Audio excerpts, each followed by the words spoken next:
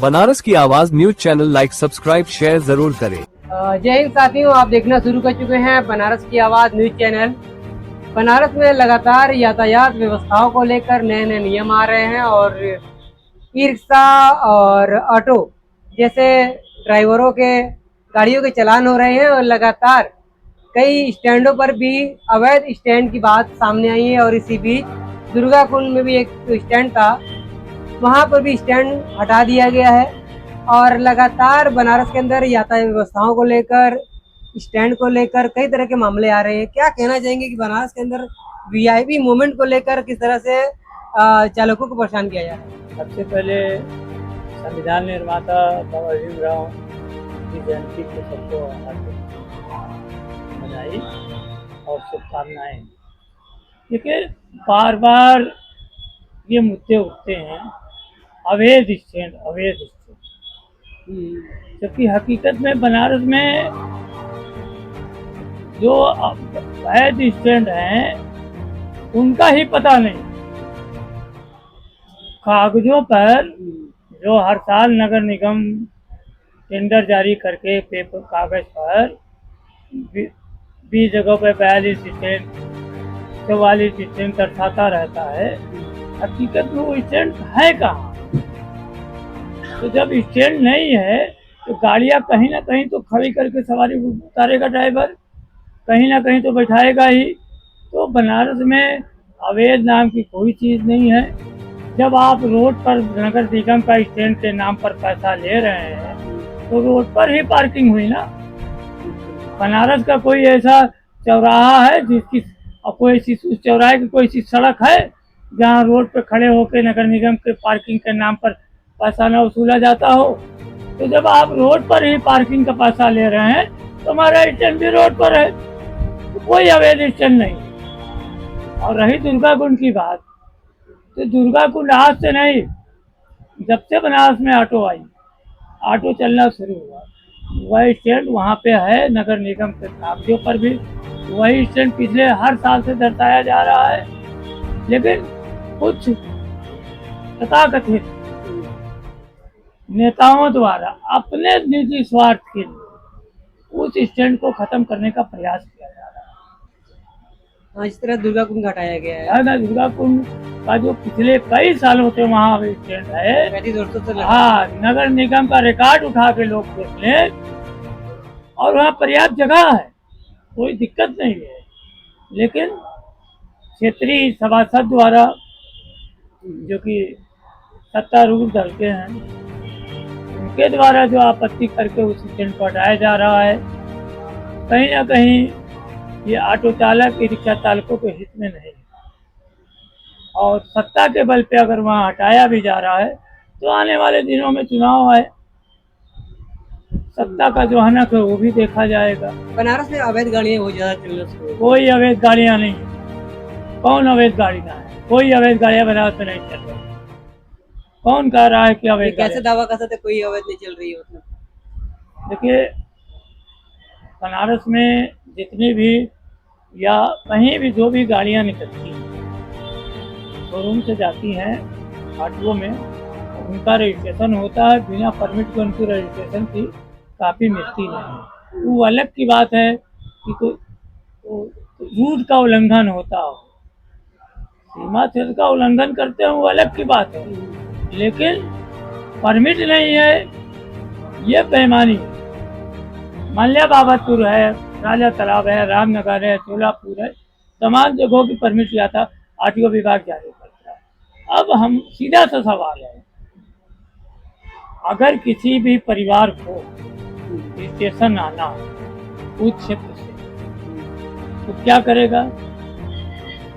2 जगह साधन बदलेगा, 3 जगह, वो तो डायरेक्ट आएगा ना भाई। हाँ, वो डायरेक्ट आएगा। तो वही गाड़ियाँ जो परिवार को, स्टेशन जाने वाले को, मरीज को लेके अपने गांव से, अपने अगल बगल से या अपने क्षेत्र से लोग चले आते हैं, तो वो चले आते हैं, वो संवैधानिक तौर पर सही है, क्योंकि संविधान हमें इजाज़त देता है कि अगर परिवार है, बीमार है, कोई इमरजेंसी है, तो फिर वहाँ परमिट का महत्व नहीं होता है, उसे छोड़ना ही है। तो ये सब बेमतलब की चीज़ें हैं कि 56,000 58,000 क्या क्या, ये कुछ बेमतलब की बातें हैं।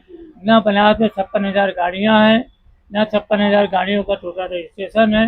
मुश्किल से 22, 23, 24,000 गाड़ियों का रजिस्ट्रेशन है, जिसमें 5, 6, 7,000 गाड़ियाँ बेकार हो गई, कट गई, कुछ गाड़ियाँ टिफिन लाइन में सड़ रही, कुछ थाने में सड़ रही। तो ऐसे मिला के कुछ ऐसा कोई ज़्यादा गाड़ियाँ नहीं है, न कोई अवैध गाड़ियाँ हैं, सब परमिटधारी गाड़ियाँ हैं।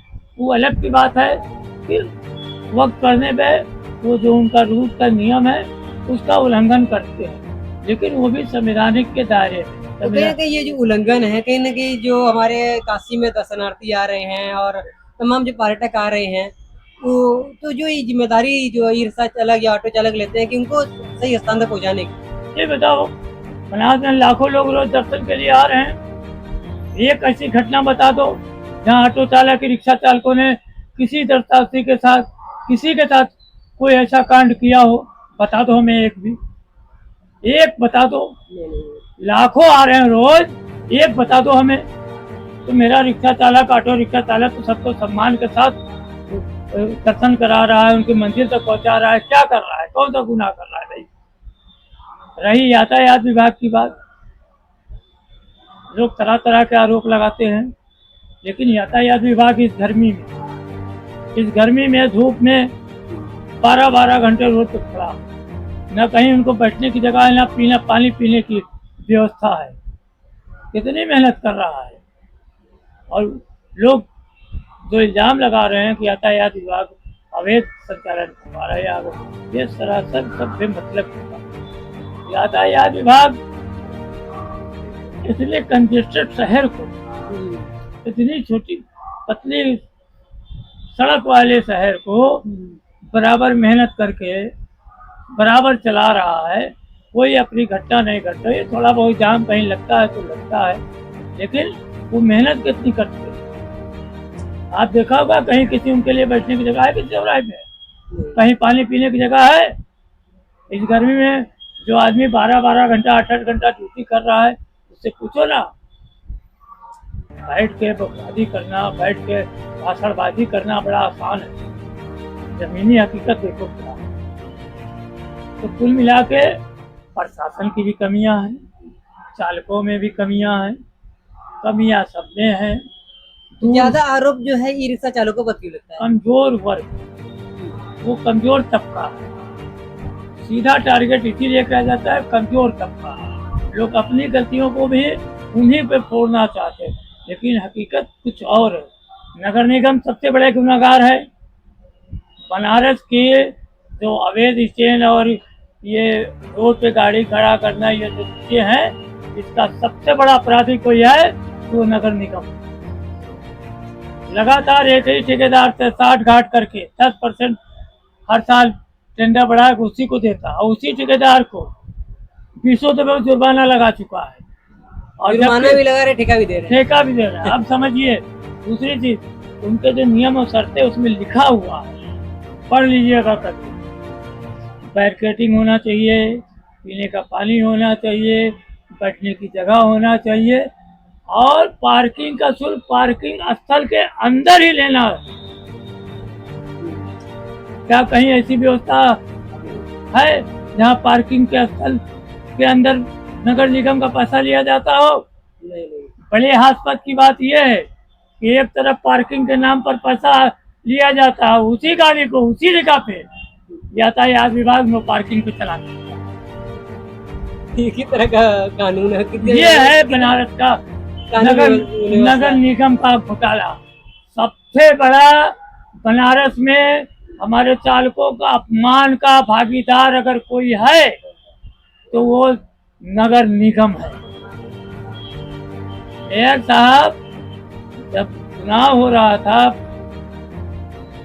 मेयर का, उन्होंने कहा था यही लंका चौराहे पे कि अगर मैं जीतूंगा तो सबसे पहले ऑटो चालकों और रिक्शा चालकों की व्यवस्था सही करूँ। आज धीरे धीरे 4 साल के ऊपर बीत गया, या बीत रहा है 4 साल।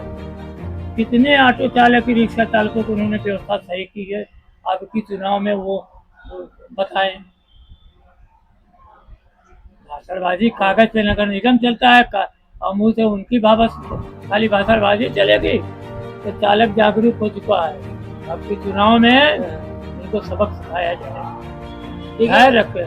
ठीक ठीक, बहुत अच्छा लगा बात करके। अगली बार चुनाव में सबक सिखाया जाएगा और लगातार यातायात व्यवस्था को लेकर इस तरह से छोटे तबके या ड्राइवरों को चौराहे पर उनका शोषण होता है लगातार, और लगातार जो है कि चलान किया जा रहा है, गाड़ी सीज कर दी जा रही है, और अवैध गाड़ी के नाम पर भी कई तरह के मामले सामने आ रहे हैं। और इसी प्रकार जिस तरह से आपने कहा कि नगर निगम एक तरफ से चलान भी अवैध ही बता रहा है, पार्किंग की जगह भी नहीं दे रहा है, पार्किंग का पैसा भी ले रहा है, और लगातार जो है ई रिक्शा चालकों का शोषण हो रहा है, और इसके खिलाफ जो है आवाज लगातार उठ रही। मिलते हैं अगली अपडेट में। बनारस की आवाज न्यूज़ बनाए, चैनल को लाइक करें, सब्सक्राइब करें और दोस्तों में शेयर करें। और आप क्या सोचते हैं, यातायात